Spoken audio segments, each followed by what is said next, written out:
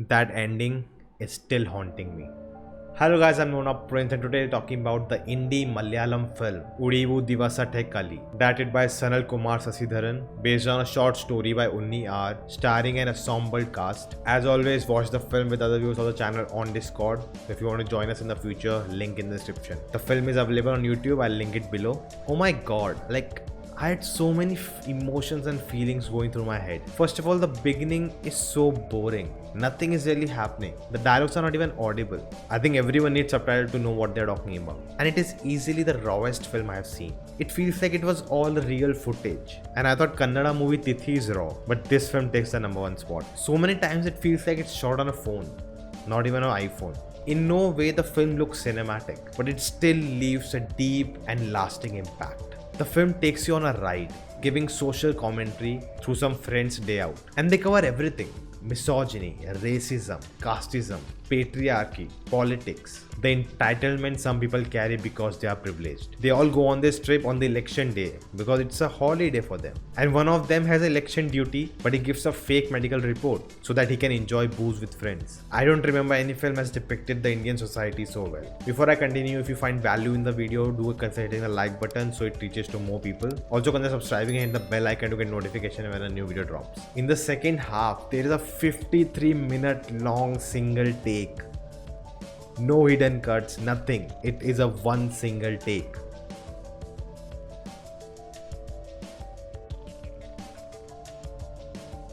For once, just put aside the movie. I just want to know how they did it. What happened behind the scenes. I want a whole documentary on that, just that. There was no written official script for the film. It was just getting the actors at one place and let them improvise the scene and just record it. And the cinematographer Indrajit S carrying the camera for 53 minutes, constantly shooting without any break. It's not a small feat at all. You know, to know when to move aside, when to give the actor space, when to move the camera, when to go a little close, when to go a little far, when you're following the characters, how fast to move with them, when to take a pause, when to get slow down. It is just incredible. And kudos to the performances by these actors. All of them nailed it. Because there's so many long takes, and if one person, loses it or, forgets a dialogue or doesn't deliver well, everything falls apart. But all of them, every second they were believable. Mr. Seth, Baiju Netto, Girish Nair, Pradeep Kumar, Reju R. Pillai, Arun Nair, Sridhar Peyu, Abhija Sivakala as Geeta. I literally said it while watching the film. Either they are really drunk or they are amazing actors portraying it so well. All the scenes feels like they are friends, sitting together, drinking, talking about various stuff. Until Geeta's character didn't leave that place, I had my heart in my mouth. I was so worried for her. And I love that scene when she slaps him and pulls out her knife. I love that. And we see the misogynistic talk, First, most of them were hitting on her, making her uncomfortable, then talk badly about her, looking down upon her because she lives in a forest. And when one of them is called out, when his wife comes up in a discussion, he loses it. We see the hypocrisy. How dare you talk about my wife? Because she is my wife, my property, you cannot say anything. But we can talk anything about any other woman. We know their thoughts about the emergency, how different people look at it. People who faced it face differently, but people in privilege think it was good. And that's very similar today, right? People who are facing COVID, losing family members, they know the pain. But the privileged sitting in their house looking at the news and talking everything is fine, people are just making a nuisance out of it. It's literally the same. The rich friend has his entitlement. I'm paying for all of this. You have to bow down to me. Because he's a fair-skinned guy, because he's from upper class. He thinks he has the right to pull down anyone. And that climax, the last 15 minutes, oh my god. How that game represented the society. And we all have played that game when we were small. And we never realized how that critiques the society we live in. Whatever chit you pick, you are that person. Because your chit says you're a robber, you are a robber. You'll get punished. But we never realized how someone becomes a robber. No one really likes it. There's a whole reason that someone ends up becoming a robber. The injustice they have faced. But just through a game of luck, we want to acquire power over someone else. And when they play the game, we see how they mock the rules. How they make fun of the law. Bribing everyone openly. And we all know this, right? It happens. We see it every day. It happens in public. We know it's happening every day around us. But we don't want to look. And when they finally catch the robber, they want to punish him. hang him to death.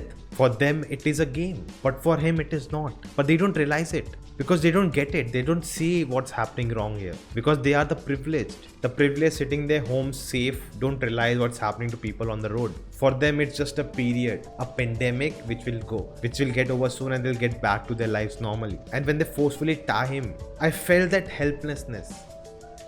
The impact that had on me. Just thinking about it, I'm still getting shivers down my spine. Maybe it's something personal. The more I think, I can relate to it. Maybe because I have gone through it sometime. I felt that helplessness in my life. Maybe it was not a big deal back then when I experienced it. But I do feel the trauma till today. But to just imagine, people, communities have gone through this for years and centuries. And the last shot of the movie, when we see him hanged, it was exactly how he hanged the rooster in the beginning. And that moment I realized why everyone wanted him to kill the rooster. Because it's his job, he's from the lower caste. The ending of the film really hit hard. Now looking at the overall film, I did feel a disconnect with the treatment of it.